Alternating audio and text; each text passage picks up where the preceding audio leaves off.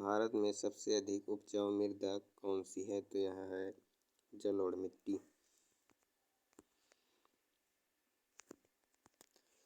भारत के सर्वाधिक क्षेत्र पर किस प्रकार की मिट्टी का विस्तार पाया जाता है? तो यह पाया जाता है जलोढ़ मिट्टी का। भारतीय कृषि अनुसंधान परिषद के अनुसार भारत में कितनी प्रकार की मिट्टियाँ पाई जाती हैं? तो यह पाई जाती हैं 8 प्रकार की।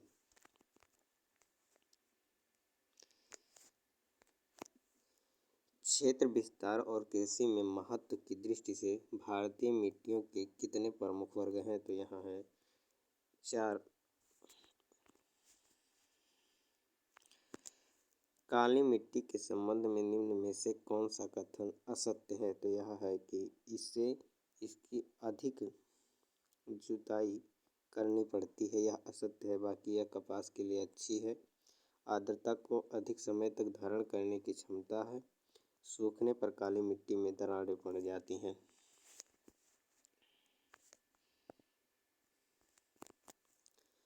भारत की निम्नलिखित मृदाओं में से कौन सी बेसाल्ट लावा के अवक्षेप के कारण निर्मित होती है? तो यह होती है रेंगुर मिट्टी।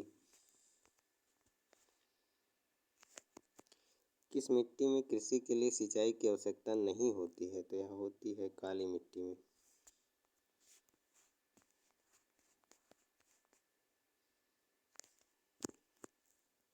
निम्न में से किस प्रकार की मिट्टी को रेगुर मिट्टी के नाम से भी जाना जाता है? तो यह जाना जाता है काली मिट्टी को।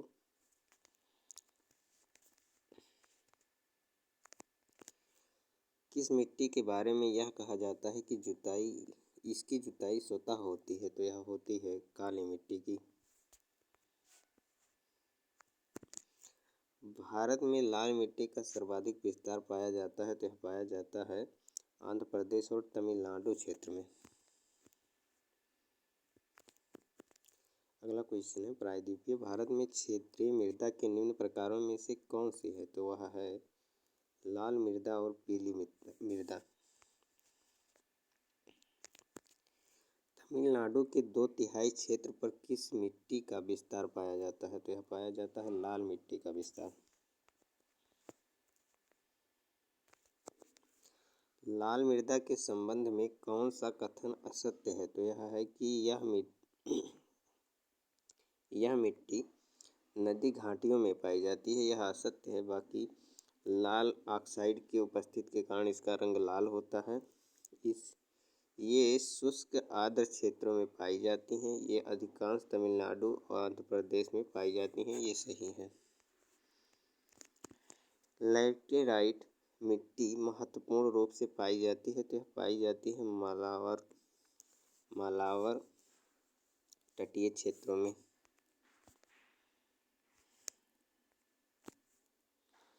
किस मिट्टी में लोहे और एल्युमिनियम की ग्रंथियां पाई जाती हैं? तो पाई जाती हैं लैटेराइट मिट्टी में।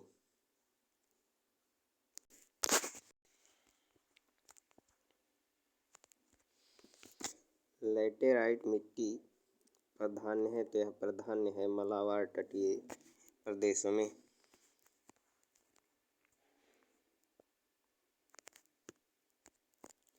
भारत में निम्न में से कौन सी मृदा लोहे की अतिरेक होने के कारण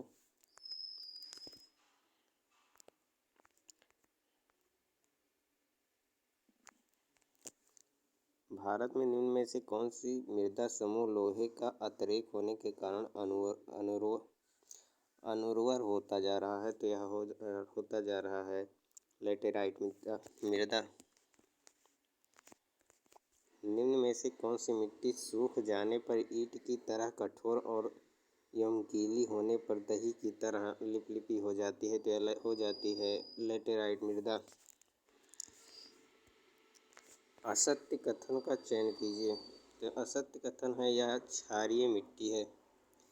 बाकी लैटेराइट मिट्टी सामान्यतः अधिक वर्षा वाले क्षेत्रों में पाई जाती है। इस मिट्टी में मुख्यतः मोटे अनाजों की खेती की जाती है। इस मिट्टी में चाय की भी खेती की जाती है। ये सभी सही हैं।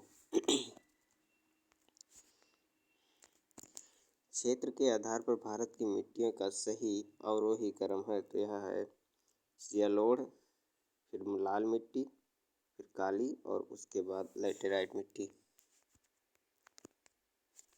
भारत के विभिन्न क्षेत्रों में विभिन्न प्रकार की मिट्टियाँ पाई जाती हैं। इसका प्रमुख कारण है तो यह है जलवायु संरचना तथा उच्च आवाज की विभिन्नता।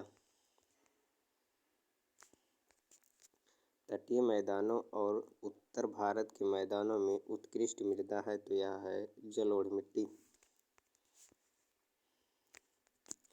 नवीन जलोढ़ मिट्टी को अन्य किस नाम से जाना जाता है तो यह जाना जाता है खादर के नाम से।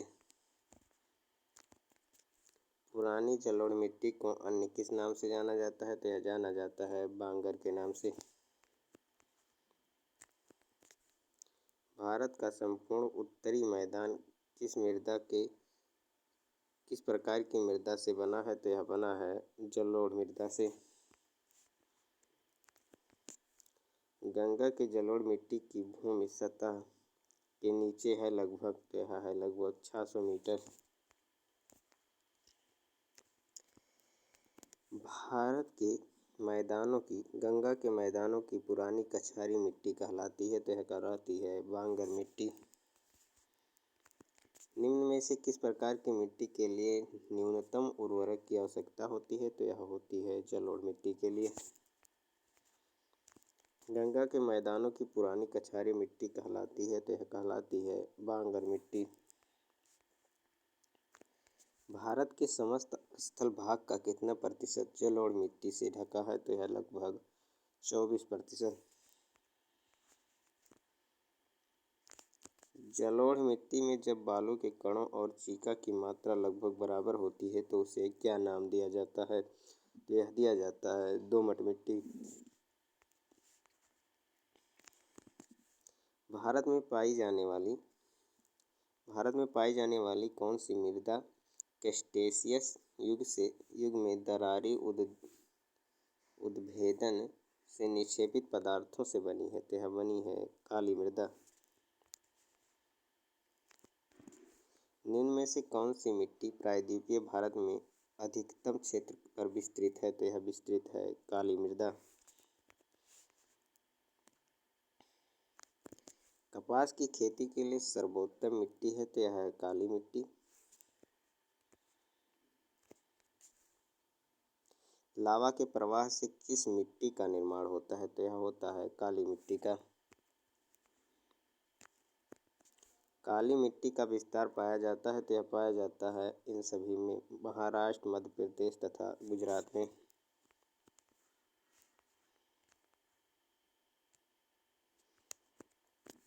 रेगुण मृदा किस प्रकार की कृषि के लिए सर्वाधिक उपयुक्त है तो यह उपयुक्त है कपास की कृषि के लिए।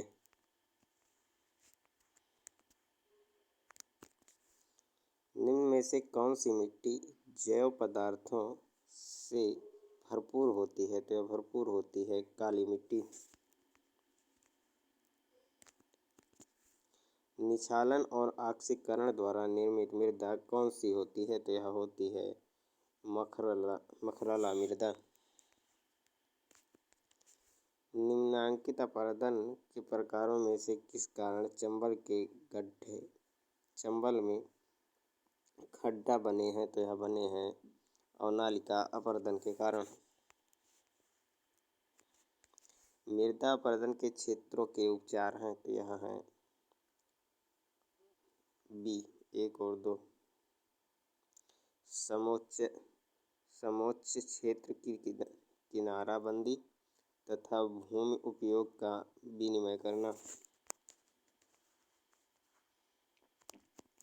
किस प्रकार की मिट्टी में कार्बनिक पदार्थों की अधिकता होती है तो यह होती है काली मिट्टी में। महाराष्ट्र में सर्वाधिक मात्रा में पाई जाने वाली उपलब्ध मृदा का प्रकार है तो यह है काली मिट्टी। निम्नलिखित राज्यों में से किसमें भारत की सबसे बड़ी अंतर्देशीय लवणीय आर्द्र भूमि है तो यह है राजस्थान में। निम्न में से किसका संबंध सफेद